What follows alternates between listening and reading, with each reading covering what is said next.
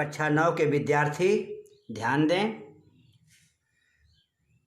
अब अगला पाठ आप लोग के सामने निष्ठा मूर्ति कस्तूरबा, और इस पाठ के लेखक काका कालेलकर जी हैं।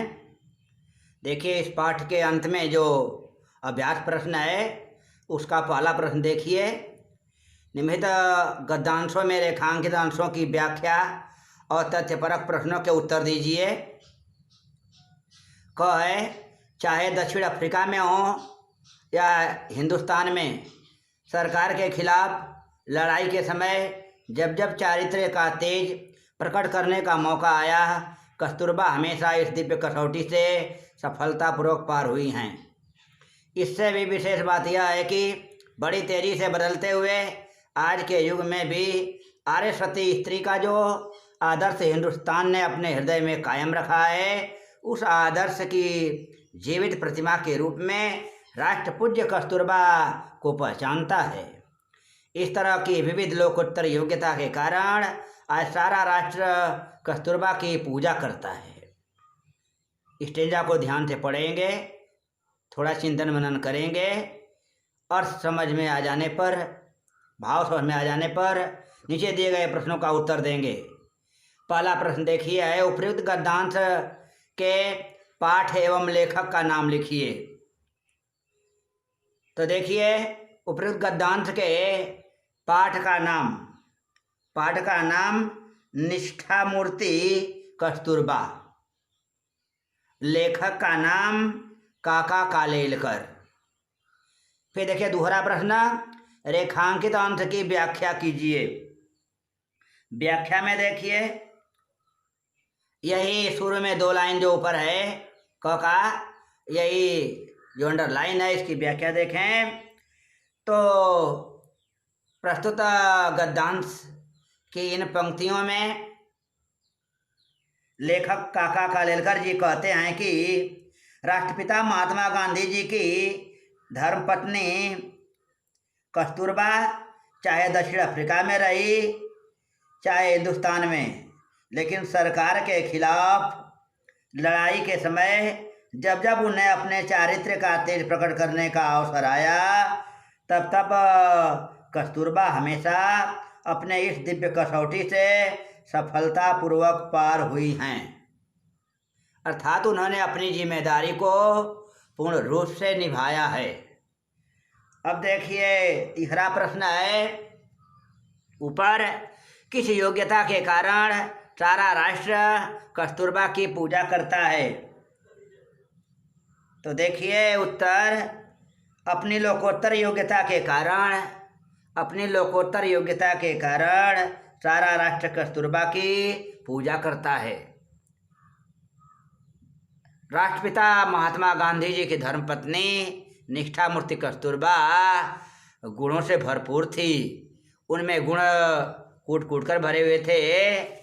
भले वह पढ़ी लिखी नहीं थी, लेकिन वह बहुत समझदार थी, विवेकवान थी, हर काम सोच समझ कर करती थी। अब देखिए इसके बाद अगला स्टेंजा है ख। दुनिया में 2 अमोघ शक्तियां हैं, शब्द और कृति।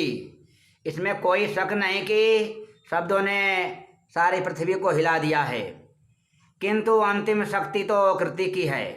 महात्मा गांधी जी ने इन दोनों शक्तियों की असाधारण उपासना की है।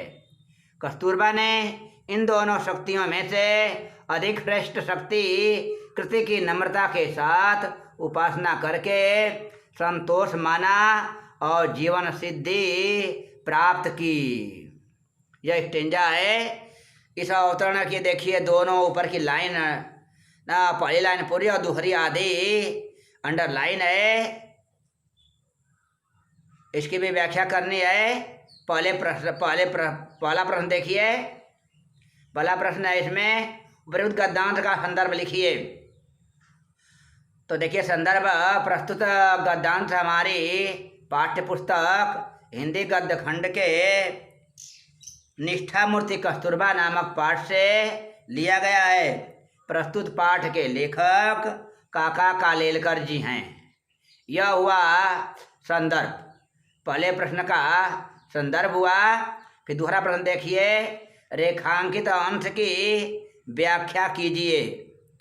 देखिए ऊपर डेडलाइन अंडरलाइन है, उसी की व्याख्या करनी है। देखिए प्रस्तुत गद्यांश की इन पंक्तियों में लेखक काका कालेलकर जी का कथन है कि संसार में दो अचूक शक्तियां हैं, एक है वचन की तथा दूसरी है कर्म की।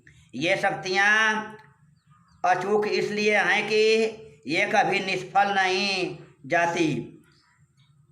कुछ शक्ति अपने वचन से संसार का मार्गदर्शन करते हैं, किंतु शब्दों का इतना महत्व होते हुए भी कोरे शब्द तब तक बिल्कुल बेकार होते हैं जब तक कि शब्द के साथ कर्म जुड़ा हुआ न हो। कर्म के बिना वचन और व्यवहार के बिना सिद्धांत खोखले सिद्ध होते हैं। यह रहा दूसरे प्रश्न, रेखांकित अंश की व्याख्या। अब देखिए तीसरा प्रश्न देखिए। प्रश्न तीसरा, कस्तूरबा कैसी महिला थी? तो कस्तूरबा एक कर्तव्यनिष्ठ, पतिपरायण, अत्यंत साहसी एवं हृदय से उदार प्रवृत्ति वाली महिला थी। इस उत्तर से लगता है कि निष्ठामूर्ति कस्तूरबा गुणों की खान है। अब आगे देखिए चौथा प्रश्न। इसमें चौथा प्रश्न है, शब्द और कृति का अर्थ स्पष्ट कीजिए। शब्द और कृति का अर्थ स्पष्ट कीजिए। तो देखिए शब्द और कृति में शब्द का आशय व्यक्ति के वचनों से, शब्द का आशय व्यक्ति के वचनों से और कृति से आशय उसके कार्यों से है।